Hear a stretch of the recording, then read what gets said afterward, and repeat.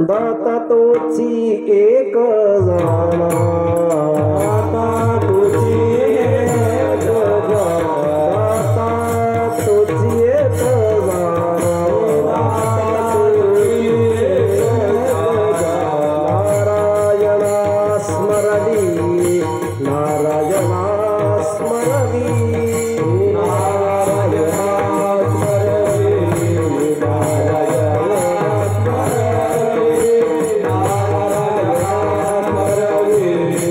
नारायणा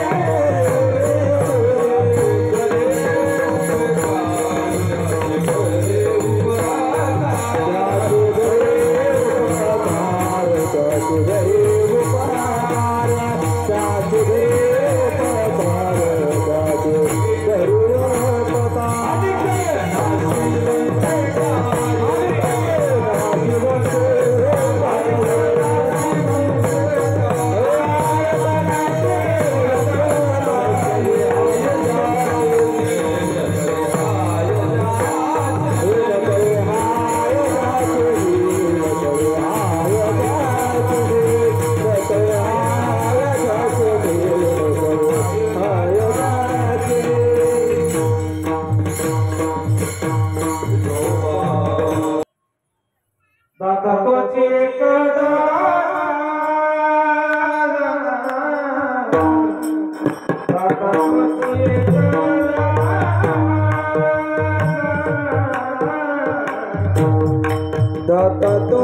एक जाणा, दाता तोची एक जाणा, जाणा, दाता तोची एक जाणा, दाता तोची एक जाणा, दाता तो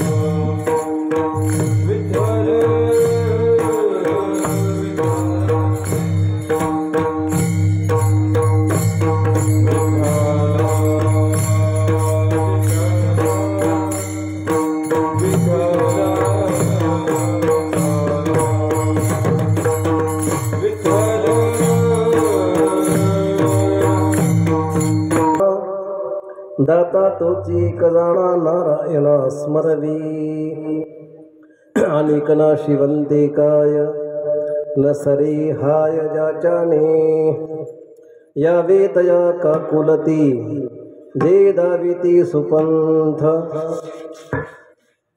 अनेक नाशिवंते काय न सरे हाय जाचाने तुका म्हणे उरी नुरे त्यांचे खरे उपकार अनेक नाशिवंते काय न सरी हाय जाचाने विठ्ठल विठ्ठल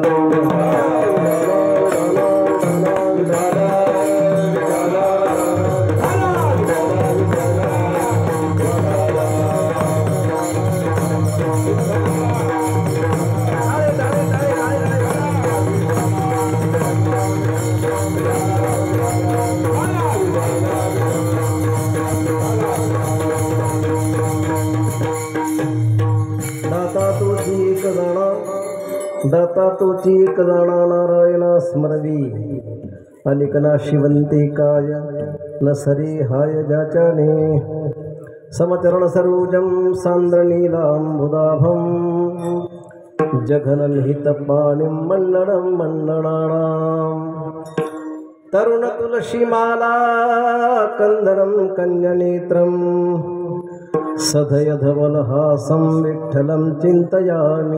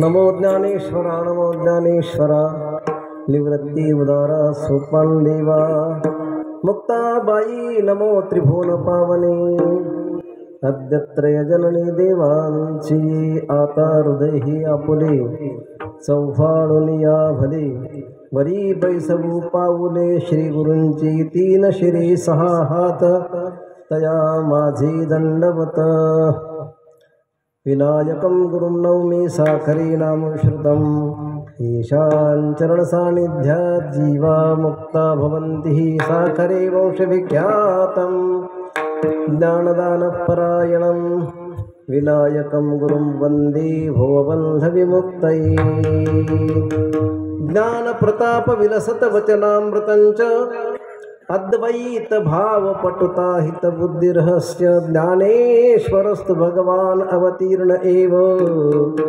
श्रीरंगनाथ गुरुराज नमोस्तु तुभ्यं इंद्रायणी तिरी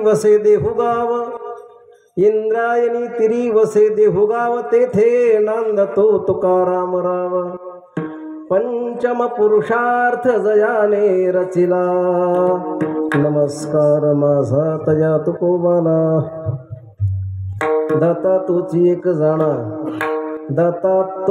एक जाणा नारायणा स्मरवी अनेक नाशिवंते काय न सरे हाय जाचाने प्रस्तुत प्राप्त प्रसंगी प्राप्त स्थळी पवित्र अशा या भगवान दत्तात्रयाच्या प्रांगणामध्ये अनेक संत महंताच्या पदस्पर्शाने पावन झालेल्या या पवित्र भूमीमध्ये ज्या जिल्ह्याचं नाव घेत असताना त्याला काना आणि मात्रा अजिबात नाही अशा उत्कृष्ट जिल्ह्यामध्ये म्हणजे अहमदनगर, काना नाही मात्रा नाही, व्याकरणाचार्य पुढे बसले त्यामुळे सांगायची गरज नाही. त्यामध्ये प्रातस्मरणीय गुरुवर्य पूजनीय श्रोत्रिय ब्रह्मनिष्ठ ब्रह्मलीन रंगनाथ महाराज परभणीकर गुरुजी यांच्या पुण्यस्मरणाने भाऊंच्या उपस्थितीमध्ये त्यांच्या पुण्यस्मरणाच्या निमित्ताने ही पावन झालेला परिसर पहिलाच. आणि त्यामध्ये यावर्षी माझे गुरुवर्य, आमच्या सर्वांचेच गुरुवर्य, आपल्या सर्वांचेच पूजनीय स्मरणीय वंदनीय भाऊ महाराज म्हणजे वैकुंठवासी हरिभाऊ महाराज पाटील दाताळकर भाऊंच्या 9व्या पुण्यस्मरणाच्या निमित्ताने ही माझ्याकडे सेवा आलेली आहे. आकडाही हे गाव अतिशय हुशार आहे. पिंपळगाव हुशार आहे. या गावाने 9चा अंकच निवडलेला आहे. 9 अंक म्हणजे कधी कमी होत नाही आणि कधी जास्त होत नाही. जो स्थिर आकडा राहतो तो 9चा अंक आहे. आणि मला वाटते बहुतेक ग्रामपंचायतमध्ये 9च्या आकड्याला फार महत्त्व आहे, है की नाही? 9च्या अंकाला फार महत्त्व आहे. तो स्थिर राहणारा आकडा या पिंपळगावच्या ग्रामस्थांनी निवडलेला आहे.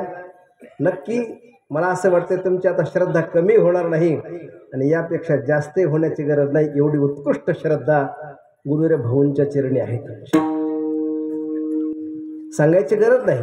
ज्या अर्थी एवढ्या बिकट परिस्थितीमध्ये सुद्धा अतिशय उत्कृष्ट आणि अतिशय भव्य आणि दिव्य स्वरूपाचा हा ज्ञानमंडप या ठिकाणी तुम्ही उभारलेला आहे. यामध्ये अनेक विद्वज्जनांची वाक्सेवा या ठिकाणी झालेली आहे.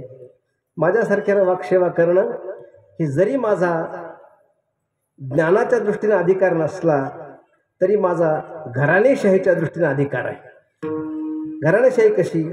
एखाद्या वेळेस वडिलांनी संपत्ती कमवली, तुमतुनी शास्त्रीजी, वडिलांनी संपत्ती कमवली तर त्याच्यामध्ये पितृसत्ताक पद्धत असल्यामुळे त्या संपत्तीमध्ये कदाचित त्याला जर स्वतः कमवली वडिलांनी तर ती घेण्याचा अधिकार पुत्राचा मान्य करत नाही कोर्ट. पण आजोबाची पंजोबाची जरी संपत्ती असेल तर त्याला मात्र कोणालाच नाकारता येत नाही.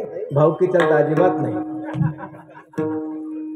मग माझ्या वडिलोपार्जित जरी भाऊंनी ही कमवली सगळी संपत्ती तर त्याच्यामध्ये तुमचा वाटा असू शकेल. पण माझा मात्र भाऊंचे जे पूर्वज वैकुंठवासी गुरुजी त्या गावात मी जन्म घेतला हे काय भाग्य कमी आहे का? परभणी हे माझं गाव आहे. ते गुरुजीची म्हणजे ही संपत्ती गुरुजीपासून चालत आली आहे. म्हणजे जन्म या अवच्छेदकाने सुद्धा ही माझा अधिकार आहे आणि गुरुत्वावच्छेदाने सुद्धा माझा पूर्ण अधिकार आहे. म्हणून गुरुवर्य प्रातस्मरणीय गुरुजींची ही संपत्ती भाऊंच्याकडे आली आणि प्रायः मग ती आमच्या सर्वांच्याकडे आली. पण जास्त अधिकार कोणाचा आहे? माझा आहे. आणि दुसरी गोष्ट, या गावचं सर्वांचंच प्रेम आहे. मागे अनेक वर्षापर्यंत गुरुजींच्या तुमचा काही संबंध नसताना सुद्धा, गुरुजींचा तुमचा डायरेक्ट काही संबंध नव्हता, भाऊंचा तुमचा संबंध आहे, परंतु असा संबंध आणि संबंध हा संबंध तुम्ही जोपासला. गुरुवर्य गुरुजींची म्हणजे रंगनाथ महाराज परभणीकर गुरुजींची म्हणजे आमच्या आजी गुरूंची पुण्यतिथी या गावामध्ये सामान्य स्वरूपात नाही, विशेष स्वरूपामध्ये तुम्ही साजरी केलेली आहे. आणि त्याच्यानंतर भाऊंची सुद्धा पुण्यतिथी. काय सांगावं महाराज, भाऊंचा लाड नगर जिल्ह्याने जेवढा केला तेवढा मला वाटत नाही की त्यांच्या दाताळात बुलढाण्याने केला असेल. नाही केला भाऊंचा लाड. भाऊंचे सगळे कोड कौतुक. तरुणपणामध्ये सर्वच माणसं त्याची वाहवा करतात. तारुण्यामध्ये आपली पत्नी असेल, मुलगा असेल, गावचे लोक असतील, हे सर्व माणसाच्या पुढं पुढं करतात. पण ज्यावेळेस नाकमुख गळू लागले, लाळ आणि शेंबूड अशा उत्तरार्धामध्ये लाड पुरवणं हे काही सामान्य गोष्ट नाही. आणि ते तुमचं दातृत्व नगर जिल्ह्यानं स्वीकारलं, आमच्या शिवाभाऊने स्वीकारलं होतं. शिवाभाऊंच्या मंडळीने त्यांनी सख्या आईवडिलाचे लाड कोणी करत असेल असं मला वाटत नाही, पण भाऊंचे लाड पुरवले आणि तुम्ही सर्वांनी त्याला अनुमोदन दिलं, हे त्याहीपेक्षा श्रेष्ठ आहे. पिंपळगावची जी मंडळी सर्वच आता तुमचं आडनावावर मला भीती वाटते म्हणून मी काही सांगत नाही जास्त. पिंपळगावचं आडनाव म्हणजे कोणतं पिंपळगाव? म्हणजे वाघाचं पिंपळगाव. तुमच्या नावातच जेवढी ताकद आहे, योगिक अर्थ शाब्दिक अर्थ आहे का नाही. त्याच्यामुळं तुम्हा सर्वांचा भाऊंच्या सेवेमध्ये फार मोठा सहभाग आहे. आमच्यासारख्याने फक्त त्यांच्याकडून ज्ञान अर्जन केलं, पण ज्ञानाची उतराई करून घेण्याची योग्यता आमच्याकडं प्राप्त नाही झाली. आम्ही त्यांचं घेतलेलं ज्ञान तुमच्यापर्यंत पोहोचू शकतो या माईकच्या सिस्टीमप्रमाणे. माझा शब्द असेल नवनाथ भाऊ, माझा सामान्य शब्द तर त्याला विशेष कसं करायचे ही कला जशी त्या सिस्टीम आहे नवनाथ महाराजाकडे. माझा आवाज एवढा सुरज्ञ नाही, पण त्याला कसा आकार द्यायचा आहे हे नवनाथला चांगलं माहिती. त्याचं नावच नववी ना, पुण्यतिथी नववी आहे. आणि मंदिर कोणाचे? भगवान दत्तात्रयाचे. पण त्यांचे विचार जर केला तर नवनाथापैकी एक ना, हे दत्तात्रयाचं मंदिर आणि नवनाथ तिथं. मग काय असं विषयांतर जास्त करत नाही. तुमचं जे भाव आहे हे सांगण्याची गरज नाही, तुमच्या कार्यावरून त्या कारणाची कल्पना करावी लागत असते. एवढा समाज 7 वाजता या ज्ञानमंडपामध्ये आणि भाऊंच्या पुण्यस्मरणाच्या निमित्ताने चालू असलेल्या सप्ताहामध्ये हे परभणी जिल्ह्याकडं मराठवाड्याकडे गेले एवढा समाज जमू शकतो. पण नगर जिल्ह्यासारख्या सुशिक्षित भागामध्ये एवढा दुर्गम कठीणातला कठीण प्रसंग असताना सुद्धा ही सर्व जाणती मंडळी, तुम्ही सर्व पाठाची मंडळी आहेत, हुशार मंडळी आहेत, पण तरी सुद्धा सेवेत जे काही ऋण तुम्ही उचललेलं आहे याला कोणालाही नाकारता येणार नाही. निश्चितच तुमचं अनेक जन्माचं भाग्य हे पिकलेलं असावं, त्याच्याशिवाय अशी घटना घडूच शकत नाही. ज्यार्थी आता सगळे वेदांत सांगणारी, वेदांत जगणारी माणसं माझ्यासमोर बसलेली आहेत. सांगणारे भरपूर आहेत, काहींना कळतच नाही, सोडून द्या आमच्यासारख्या कीर्तन करायला. पण सांगणारे भरपूर असते, पण वेदांत काय असतं जगणारी माणसं पूजनीय तुंतुने शास्त्री आहेत, आमच्या भाऊंच्या गादीवर बसलेले. त्यांना आम्ही प्रतिभाऊच समजतो. आमच्यापेक्षा वयांजरी लहान असले तरी त्यांचा अधिकार भाऊसारखाच आहे. कारण एकदा राजपदावर बसला का तो कसाही जरी असेल तरी आम्ही त्याला सन्मान द्यावाच लागतो. त्याच्या जातीपातीचा विचार करतो का? मोदी साहेब एवढे जरी हुशार असले तरी परंतु त्यांनी सुद्धा जाती, राष्ट्रपती जर सही घ्यायचं असेल डायरेक्ट करता येते का त्यांना? ते म्हटले का मुर्मूजी कोणत्या जातीमधले आहेत म्हणून, माझ्यापेक्षा श्रेष्ठ आहेत का कनिष्ठ आहेत, किती देश फिरल्या. मोदीचा अधिकार जरी मोठा असला त्यांच्या राजकीय क्षेत्रामध्ये, पण त्यांना सही मात्र राष्ट्रपतीची घ्यावी लागते काही जर कायदा वगैरे पास करायचा असेल तर. तसं आम्हाला काही जरी या ठिकाणी ज्ञान सांगायचं असेल, कुठं कीर्तन प्रवचन या सप्ताहात करायचं असतील, वेळेचं किती वेळेत कीर्तन करायचे ही मर्यादा आम्ही गणेश पाटलाला विचारशिवाय करत नाही. आमच्यापेक्षा वयांना आहेत तरी सुद्धा अधिकार दिला ना भाऊंनी त्यांना, त्यांना पूजनीय मानलं पाहिजे. अहो शेंद्राचा दगड जरी आपण करून ठेवला तरी त्याला नारळ फोडल्याशिवाय कार्य करता येतं का आपल्याला? हे तर सजीव आहेत ना. दगड शेतामधला दगड, त्याला जर शेंदूर लावला आपण तर पोळ्याला नारळ फोडल्याशिवाय जमतच नाही, नाहीतर मग आपल्याला लागू शकते. त्याचप्रमाणे आपल्या वारकरी संप्रदायामध्ये नामदेवरायाच्या कीर्तनामध्ये सुद्धा देवाला सावध करणारी एक वंश परंपरागत अधिकार ज्यांच्या पूर्वजांना होता. म्हणजे नामदेवरायाच्या कीर्तनात देव नाचत होते, त्या सगळ्यांनी ऐकलेलं आहे. नाचत असताना ज्ञानोबराया चाल म्हणायला होते, जनाबाई आज्ञा करायला होत्या, पण कपडे त्याचं भान आहे का नाही, त्या देवाला सुद्धा भानावर आणण्याचं काम ज्यांच्या पूर्वजांनी केलेलं आहे ते आमचे भागवत महाराज कबीर हे सुद्धा येते फडकर. कारण देवाचं धोतर निष्ठल तर म्हणतात, तसं माझं फिट आहे सध्या, चिंता करू नका. पण फेटा कसा बांधावा, मी बांधला होता मराठवाड्याच्या पद्धतीने, तर त्यांनी फेटा मोडला. म्हणजे यार देवाला आमच्या कबीर महाराजांनी सावध केलंय, तुम्ही तर विनायक तुम्हाला सावध नाही करायला काय झालं? फेटा मोडून त्यांनी बांधलाय, म्हणून उत्कृष्ट बोलू शकतो बरं का. सावध होई देवा आयशी बोले कबीर. देवाला सुद्धा सावध केलं, कपड्याचं भान ठेवा. त्याचप्रमाणे सगळ्यांचे नाव जर घेतलं ह्या काठापासून इकडच्या काठापर्यंत आणि विनेकऱ्यापासून पखवाजापर्यंत अतिशय त्याच्यात खूप बुद्धिमान आहेत. पण ज्यांना खरंच बुद्धी त्यावेळेस कमी होती, वय जास्त झालं होतं, पण तरी सुद्धा काही म्हणाल नाही ना असं मला विमान आलं काय की? अरे मी इमानाने कीर्तन करतो पण विमान येऊ शकेल एखाद्या वेळेस. मी काय बेईमानाने करीत नाही ना. नाना महाराज आहेत, गणेश महाराज कोल्हे आहेत, आमचे ज्यांचा आवाज फार सुरेल आहे, जे भाऊंचे ज्यांच्यावर कृपा आहे, ते भाऊंच्या जिल्ह्यातील. आता त्यांचं आडनाव घ्यायला भेव वाटतं मला. जर लोक म्हणतील कुठं हुंबाड देतो कोणाला माहिती. हुंबाड महाराज ते त्यांचे नाव करीत गणेश महाराज आहेत. तुमचे नावं जरी इकडे तरी माझे नाव काही कमी नाही. माझं नाव विनायक आहे. सगळ्याचा मालक आहे मी त्या ठिकाणी. नाही तसं नाही. आपला अधिकार नाही. भाऊंच्या तोंडात शोभतं कोणतं वाक्य जरी योग्य असलं तरी उच्चारण्याकरता योग्यता लागत असते ना. उच्चारू शकत नाही. विठ्ठल महाराज आहेत, गावातील सर्व मंडळी या ठिकाणी आहेत. आता आपल्याला अभंगाचं चिंतन बाजूला राहील आणि तुम्ही म्हणता की भाऊंच्या शिष्याचं कीर्तन असं कुठेही म्हशीच्या वगारासारखं कसं काय बोंगळायले. बोंगळणे शब्द आहे ना. आणि तुम्हाला त्याचा जास्त अनुभव आहे. म्हशीच्या बाबतीत हे गाव अग्रेसर आहे. त्याच्यामुळं मी इतस्ततः विषयांतर न करताना जगद्गुरु तुकोबरायांनी या अभंगातून, चार चरणाच्या अभंगातून जे उत्कृष्ट वर्णन आपल्यासमोर गाथेमध्ये लिहिलेलं आहे, हे अभंग चिंतन तुम्हाला चिंतन करायची गरज नाही. त्याचा शब्दशः अर्थ पाहायची गरज नाही. तुम्ही एकच पाहायचं, आमच्या भाऊंचं जीवनचरित्र पहिल्यापासून ते प्राण सोडेपर्यंत कसं होतं, या सेवेला घेतलेल्या अभंगाप्रमाणे होतं. बस अभंगाचा अर्थ तुम्हाला शोधायची गरज आहे.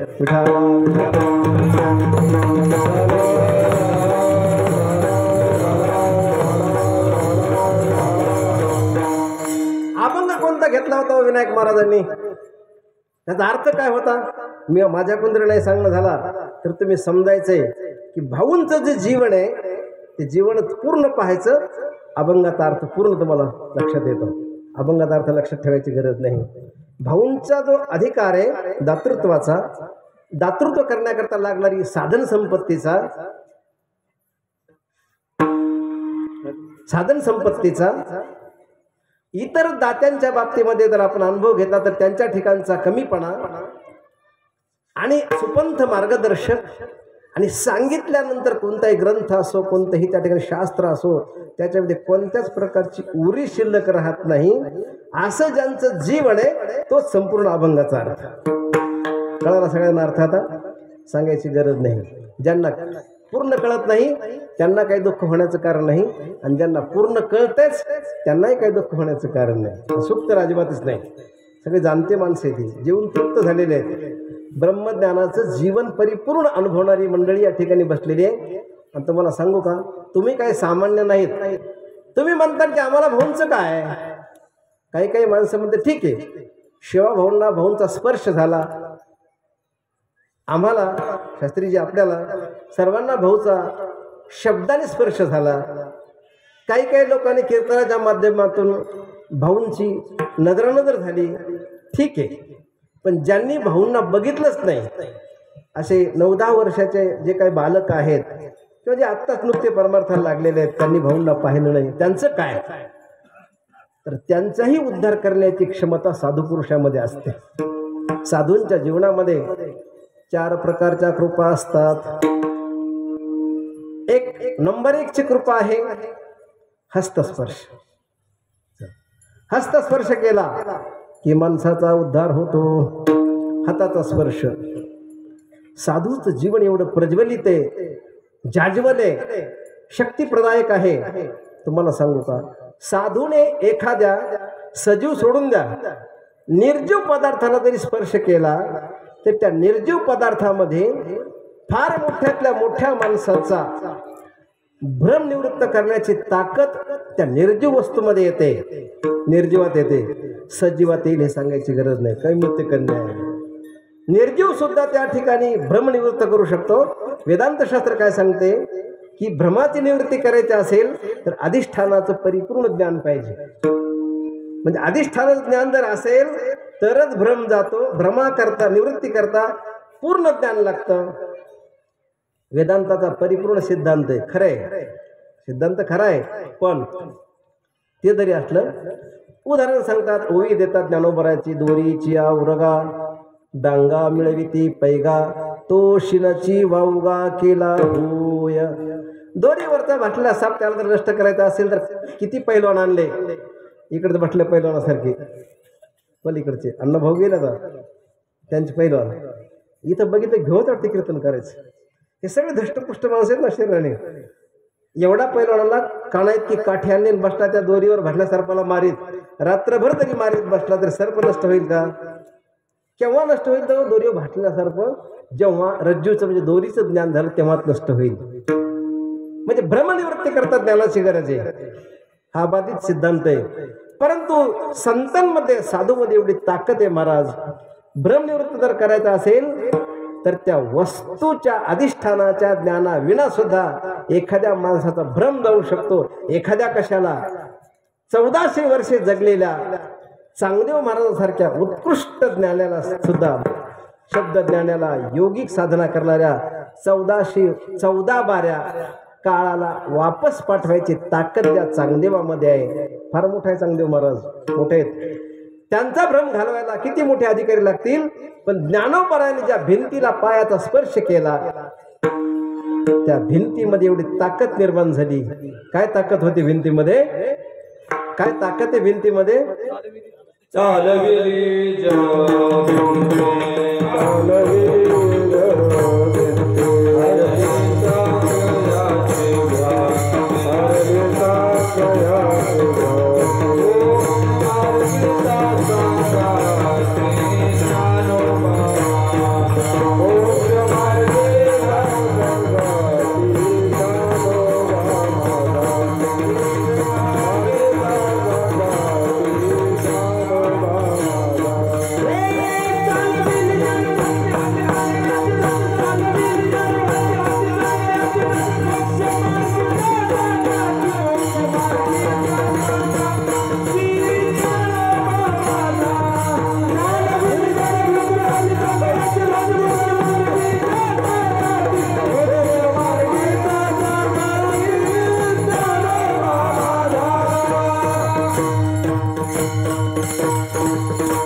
यांच्याकडे एकदा टाळ्या वाजवा विठ्ठल महाराज. त्याला सेंचुरी म्हणतात. सेंचुरी कोणत्या प्रसंगाला कोणतं प्रमाण द्यायचं आणि चाल कोणती लावायची, आम्हाला त्याच्या बाबतीत काही ज्ञान नाही. ते तुमच्यावर सोपवलं आम्ही, तुमच्यावर बरं का विठ्ठल महाराज, तुमच्यावर हे सगळं. आणि तुम्ही खांब जर चांगले असले ते इमारत चांगली राहील ना. आणि खांब जर कुचका असला, कुचका स्वभावाने बरं का, कुचका म्हणजे तुम्ही धरू नका कुईट असा खांब असा असला, ऐकणारे सुद्धा दुश्चित्त असले, वक्ता काय करू शकेल? याच्याकरता तुम्ही मजबूत आहात. पण मी कीर्तन आता 12 वाजले तरी नाही वाज देणार नाही, तर माझेच 12 वाजून जातील. याच्याकरता आज्ञा आहे ना, 9ला सोडायचं, मी 9ला सोडायचं. आज्ञा शिरसावंदी महाराज, काही हरकत. भिंतीवर बसले ज्ञानोबा आणि भिंतीला नुसते आज्ञा केली, बाई तुम्हाला एक काम करायचं. काय काम करायचे? भिंतीला शब्द प्रयोग करायची गरज पडली नाही. काही काही जड वस्तू सुद्धा त्यांच्यामध्ये ज्ञानशक्ती जागृत होत असते की आपल्या मालकाची काय इच्छा आहे. काही काही चेतन माणसाला ती गोष्ट कळत नाही, पण मालकाची काय इच्छा आहे त्या वस्तूला त्या ठिकाणी कळतं. जसं पत्नीला पतीचं मनोगत न सांगताना कळतं त्याला काय पाहिजे म्हणून. मालकाला काय पाहिजे, शुद्ध आचरण करणाऱ्या गड्याला माहिती असते त्याला काय पाहिजे म्हणून. तसं आमच्या भिंतीला सांगायची गरज पडली नाही की जा बाई तू चालत तिथपर्यंत आणि चांगलं राहायचा भ्रम नष्ट कर म्हणून. अहो काय झालं महाराज, भिंत चालत गेली आणि त्याचा परिणाम काय झाला? हरली चांगयाची भ्रांती. काय हरली शास्त्रीजी? भ्रांती म्हणजे भ्रम गेला, भ्रम. आपलं वेदांत शास्त्र काय सांगते की ज्ञाना वाचून या ठिकाणी अज्ञान किंवा तो भ्रम नष्ट होऊ शकत नाही. आता चांगदेव रायाचा भ्रम गेला, परिपूर्ण गेला. काय भ्रांती होती त्याच्या ठिकाणी? भ्रांतीचे अनेक प्रकार. आता वेदांत कशाला सांगू इथे, तुम्ही जगणारी माणसात. कोणता भ्रम गेला? भ्रमाचे प्रकार ऐकायचं दुपारी या तुम्ही, काय ऐकायचं तुम्हाला काय ऐकायचं ते समुद्रात काय किती खोली तुम्हाला घ्यायची, बुडी घ्यायची. दुपारी भक्तिसूत्र आहे महाराजांचं, तुंतुनी शास्त्रीजींचं, तिथं ऐका तुम्हाला काय काय ऐकायचं. संस्कृतचं डोक्यावरून जातं का केसाच्या वरून जातं का 4-5 फुटावरी जाते का मंडपाच्या वरून जाते ते त्यांच्याकडे. आपल्याकडे तसलं काही नाही. भाऊंनी त्यांना अधिकार दिलेला तो सांगायचा. हरळी चांगयाची भ्रांती म्हणून मोक्ष मार्गीचा संगती ज्ञानोबा माझा. भिंतीत ताकद आली, साधूच्या स्पर्शाचं महत्व आहे. भिंतीत ताकद आली, रेड्यामध्ये सुद्धा ताकद आली. महाराज गर्व परिहार करायचा. मोठमोठ्या विद्वानांना सुद्धा गर्व घालवता आला नाही, तो गर्व आमच्या रेड्यानं घालवला. ज्ञानोबरायचा स्पर्श झाला. ज्ञानदेव म्हणे बोल रे ऋग्वेद, ओंकार हा शब्द प्रणवाचा. एवढी ताकद साधू पुरुषाच्या चरणरजामध्ये आहे. व साधूचे चरणरज हे आपल्याला सुद्धा लागावे याच्याकरता परमात्मा सुद्धा त्यांच्या समवेत नव्हे त्यांच्या पाठीमागं चालतात. शिवाय नमस्तुभ्यम या मंत्राचा आपण सर्वजण जप करतो. आता काय भाग्य उदयाला आलं कोणाला माहिती, कोणाचं भाग्य कवा उजळून काय सांगता येत नाही, हे नाही. जसं या सप्त्यात 9 वर्षानं का होईना माझं भाग्य उजळलं. या भाऊंच्या या ज्ञानगंगेमध्ये मला स्नान करण्याची संधी मिळाली. तसं पाहिलं तर भाऊंचे पहिले विद्यार्थी आम्ही, 12 महिने संस्थेचे पहिले विद्यार्थी आम्ही. पण आज काय भाग्य आहे की शिक्का मारून हे कीर्तन माझ्याकडे आलं. गुरुजींच्या पुण्यस्मरणापासून ते आत्तापर्यंत जवळजवळ मी भाऊंच्याकडे होतो 1977ला. करागणित आता किती वर्ष झालीत तर नंतर मला सांगा. तेव्हापासून आज मला या ज्ञानगंगेमध्ये या पात्रात प्रवेश मिळाला. आणि आज मी सार्थ समजतो, आज मी धन्य समजतो.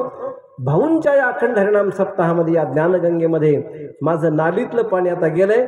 आता त्याला कोणत्या ब्राह्मणाची सुद्धा गरज नाही, मंत्र उच्चाराची गरज नाही. आता हे पवित्र झालं, पवित्र. बरं का, आता डबल पवित्र करायची गरज नाही. जसं आपल्या गंगेच्या पात्राचं महत्व असतं.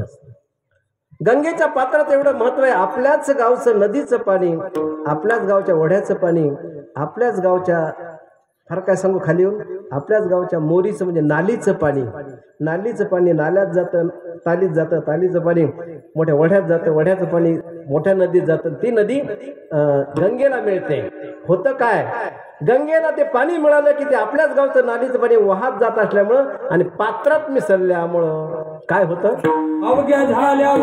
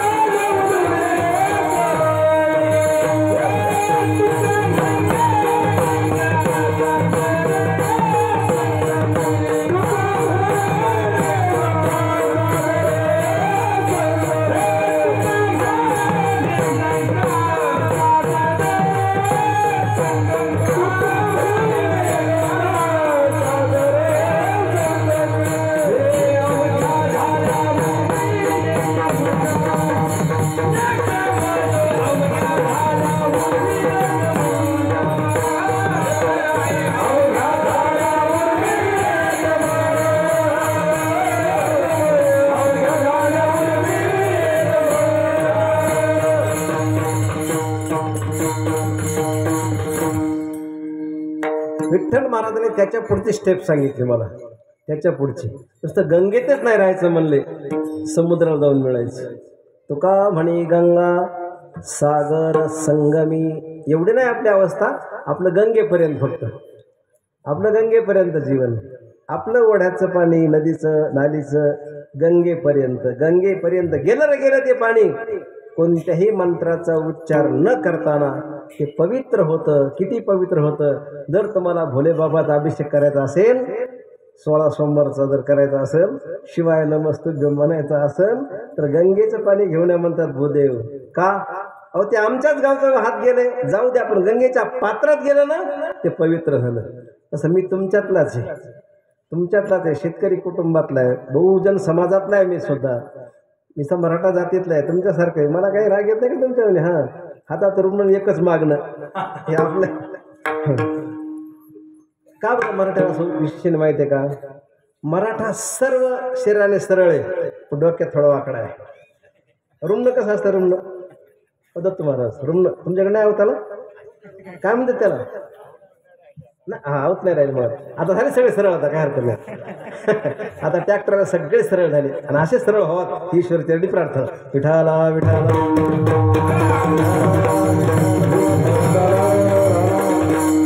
गंगेच्या पात्रात गेलेलं आपलंच पाणी पण पवित्र होतं, अनायासाने पवित्र होतं. तसंच आपले जे काही आत्तापर्यंत जे अध्ययन केलं, आत्तापर्यंत आपण सेवा केली, ही सेवा पवित्र करण्याकरता आपल्याला कुठंतरी जाऊन त्याची साधना करावी लागत होती, कुठंतरी जाऊन त्याची तपश्चर्या करावी लागत होती, कुठंतरी त्याला घासावं लागत होतं. पण भाऊसारख्या महात्म्यांच्या, गुरुजीसारख्या महात्म्यांच्या अशा या ज्ञानमंडपामध्ये, या गंगेच्या पवित्र पात्रामध्ये आपले 2 तासाचे होईना शब्द जर या ठिकाणी समर्पित केले तर आपल्याला पुन्हा कुठली तपश्चर्या करायची गरज पडत नाही. ही या सप्ताहाचं अति वैशिष्ट्य आहे महाराज, वैशिष्ट्य. तुम्हाला धन पवित्र करायचं असेल तुम्ही किती जावायला हुंडा द्या, काही किती दान करा, पण धनाला पावित्र्य साधूंच्या या सेवेमध्ये समर्पण जर केलं, देवाच्या सेवेपेक्षा सुद्धा साधूच्या सेवेत जर समर्पण केलं तर ते धन अतिशय पवित्र होत असतं. आपल्या हाताची शोभा जर वाढवायची असेल तर हातामध्ये 5-5 तोळ्याच्या बांगड्या घालून, पाटल्या घालून होत नसते. हाताची शोभा वाढवायची असेल तर दानच करावं लागतं, आणि ते दान सुद्धा सत्पात्री करावं लागत असतं, सत्पात्री. म्हणून आता श्लोकन हे काही सांगत बसत नाही, कशाला विषयांतर करायचे. या भाऊसारख्या महात्म्यांच्या या गंगेला तुम्ही फार मोठे प्रयत्न केले. जसं राजा भगीरथाने भगीरथ प्रयत्न केले, त्यांच्या पूर्वजाचे सगळे 3 जन्म त्यांचे खलास झाले, आणि 3 जन्माची साधना करून भगीरथाने जशी गंगा माता मृत्यू लोकामध्ये अवतरित केली, मृत्यू लोकात ती आणली. किती प्रयत्न केले, किती कष्ट लागले त्यांना महाराज. अंशुमानापासून ते भगीरथापर्यंत 3 राजांचे त्या ठिकाणी आत्मसमर्पण झालं, आणि त्यावेळेस त्या प्रयत्न करून प्रयत्नाला कुठंतरी यश भागीरथीच्या माध्यमातून मिळालं त्या भगीरथाला. पण प्रयत्न खूप झाले. तसं महाराज आम्हाला काय नाही, इथे येऊन फक्त आंघोळ करायची, 2 तास शब्द तुमच्यासमोर सांगायचे, आपले शब्द पवित्र करायचे. पण तुम्हाला किती कष्ट येतं, तर तुम्हाला किती कष्ट आहे तुम्हा सर्व गावकऱ्यांना की अशी गंगा वळून आणण्याकरता. आणि महात्म्याची सेवा किती दिवसापासून तुम्ही करता, किती दिवसापासून त्यांच्या सेवेमध्ये जीवन समर्पण केलंय. मला वाटते 3ऱ्या पिढीपर्यंत का होईना तुम्ही या ठिकाणी जीवन समर्पित केले. तुमचे वडील, स्वतः तुम्ही आणि तुमचे पोरं, त्याला जसे 3 जन्म गेले त्या राजांच्या भागीरथीला आणण्याकरता, तसे तुमच्या 3 पिढ्या या ठिकाणी तुम्हाला समर्पित कराव्या लागल्या. तेव्हा तुम्हाला या ठिकाणी भाऊसारख्या महात्म्यांची सेवा करण्याचा योग प्राप्त झाला महाराज. नुसता योग योगायोग आहे या ठिकाणी, फार मोठा योगायोग आहे. कारण महात्म्याची, साधू पुरुषाची सेवा कोणालाही घडत नसते. पूर्वजन्माचं सुकृत असून कामत नाही. ते सुकृत म्हणजे चांगलं कर्म पिकावं लागतं, आणि कर्म पिकल्याच्या नंतरच साधू पुरुषाची सेवा घडते. सत्कर्म परिपाका ते करुणा निधिनो धृता, नाहीतर व्रजंतो जन्मनो जन्म लभंते नैव निर्वृत्तिम. नाहीतर अगोदर आपण या भवऱ्यातून त्या भवऱ्यात जातो, पण आपलं पूर्वीचं पुण्य. सत्कर्म परिपाका ते करुणा निधिनो धृता, किंवा भाग्योदयन बहुजन्म समरजितेण सत्संग मंच लभते पुरुषो यदावी. श्रीमद भागवतामध्ये सांगितलेलं आहे की भाग्य हे अनेक जन्माचं भाग्य, थोडं थोडं भाग्य आपण साठवून ठेवतो.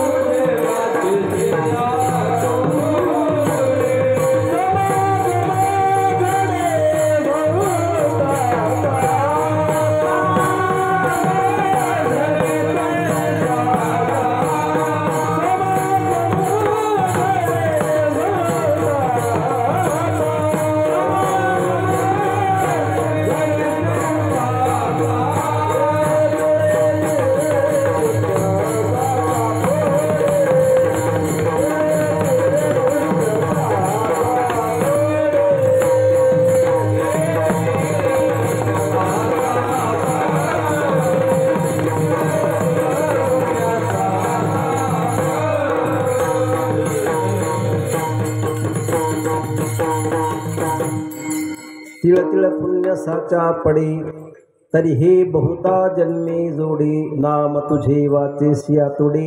आणि महत्वाचं समागम घडे संतांचा. साधू पुरुषाचा संग होण्याकरता अनेक जन्माचं त्या ठिकाणी पुण्य असावं लागतं. पुण्य असून कामात नाही, पुण्य पिकावं लागतं, म्हणजे फलोन्मुख व्हावं लागतं, फळ देण्याकरता समर्थ व्हावं लागतं. तेव्हा कदाचित साधूंची सेवा घडत असते. ते जोडी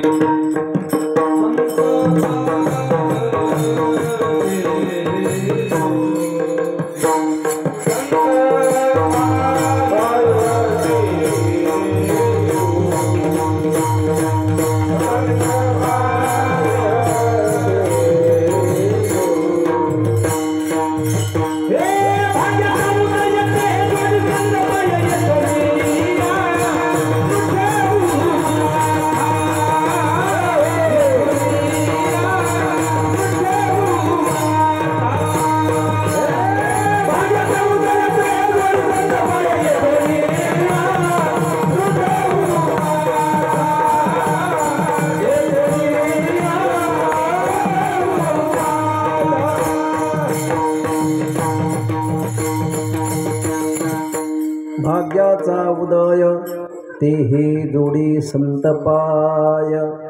आणि स्वतः महाराज त्या ठिकाणी प्रतिज्ञा करतात, येथून या नुठवू माथा मरणा वाचुणी सर्वथा. सर्वथा मरणा वाचुणी नुठवी माथा. माथा नुठवी. माझा मृत्यू आल्याशिवाय मी त्या ठिकाणी किंबहुना साधू पुरुषाकडे गेल्यानंतरच खरं मरण देवाला प्राप्त होत असतं. एरवीचं मरण हे आडनावाचं मरण आहे. एरवी आपण मरतो ना, कोणी 80ला, कोणी 90ला, कोणी 70ला, कोणी 35ला, कोणी 20-25लाच, हे नाही. हे मृत्यू हे जे मरण आहे, हे मरण खरं मरण नाही. खरं मरण आहे साधू पुरुषाच्या संगतीत गेलं. साधूकडे गेला की माणूस खराच मरतो. लोक याचेच टाईम कोणी जवळ कशाला बा, साधूकडे गेले की मरण, साधूकडे गेले की मरण. तसं नाही. तेच खरं मरण आहे की जे प्राप्त झाल्यानंतर पुन्हा जन्मायची गरज नाही. असं मरण हे खरं मरण आहे. आणि ते मरण जीवाला प्राप्त होणं सहजासहजी शक्य नाही. त्याच्याकरता साधूंची कृपा व्हावी लागते. चला, माझा कृपेचा विषय चालू होता की साधूंची असणारी स्पर्श दीक्षा. स्पर्श झाला शिवभाऊ, काही करायची गरज नाही. आपोआप सर्व संपत्ती, ज्ञान, हे वैभव सगळं त्या ठिकाणी आपोआप प्राप्त होतं. जी साधूकडं आहे, जी देवाकडे, ती सगळं या जीवाला प्राप्त होतं. काही प्रयत्न करायची गरज नाही. फक्त साधूंची स्पर्श दीक्षा. स्पर्श झाला त्याचा उद्धार. जड भिंतीचा उद्धार नाही, तिनं उद्धार करायची क्षमता त्याच्यामध्ये आली. साधू पुरुषाचं कसं असतं माहिती आहे का? 2 वस्तू आहे जगामध्ये. एक लोखंड आहे आणि एक त्या ठिकाणी दिवा आहे. दिवा. लोखंडाचं सोनं होतं, पण लोखंडाला पुन्हा सोनं तयार करायची क्षमता नसते. तसं काही मुनी जे जपी तपी यांनी साधना केली की त्यांचं जीवन सोन्यासारखं होतं. पण त्यांना जर म्हणलं ना, या माणसाचा उद्धार करा बरं, ते हे काम आमच्याकडं नाही.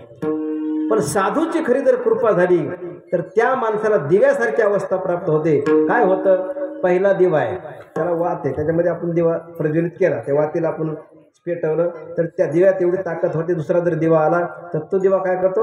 या दिव्याची वात जवळ गेली की तो दिवा तयार होतो. चला, या दिव्यात पुन्हा ताकद काय होते?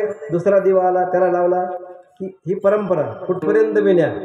या मंडपात सगळे जर दिवे लावले तुम्ही, कोणी कोणते बी दिवे लावा, कणकीचे, त्या खापराचे, काही दुसरे नाही बरं का ठेवणार, दुसरे दिवे नाही महाराज. हे दिवे कोणते लावा दिवे, तरी साधूच्या कृपेने एकदा लागला ना दिवा, तर त्या दिव्यानं दिवा असा लागत चालतो. ही दिव्यात ताकद असते. साधूच्या कृपेची मी योग्यता सांगतो. आणि लोखंडात ताकद आहे कधी नाही.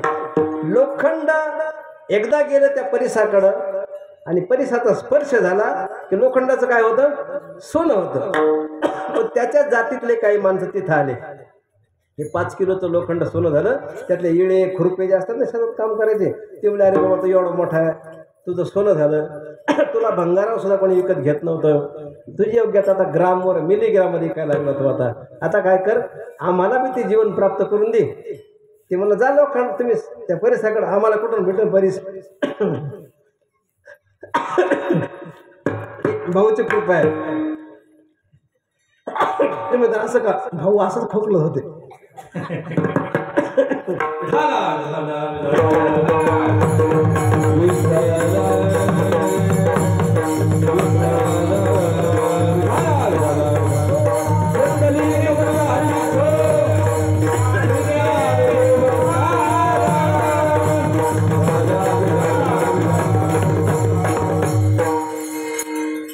लोखंडामध्ये स्वतः सोनं व्हायची ताकद आहे, पण दुसऱ्याला सोनं करायची ताकद अजिबात नाही. दिव्याला मात्र ताकद आहे. मुनी लोक स्वतः मुक्त होतात. मुनी लोक, जपी लोक, तपी लोक गर्भवासाला घेऊन मुक्त होतात. पण विष्णुदास मात्र काय असतात? मुनी मुक्त झाले, भेने गर्भवासा. हे आम्हा विष्णुदास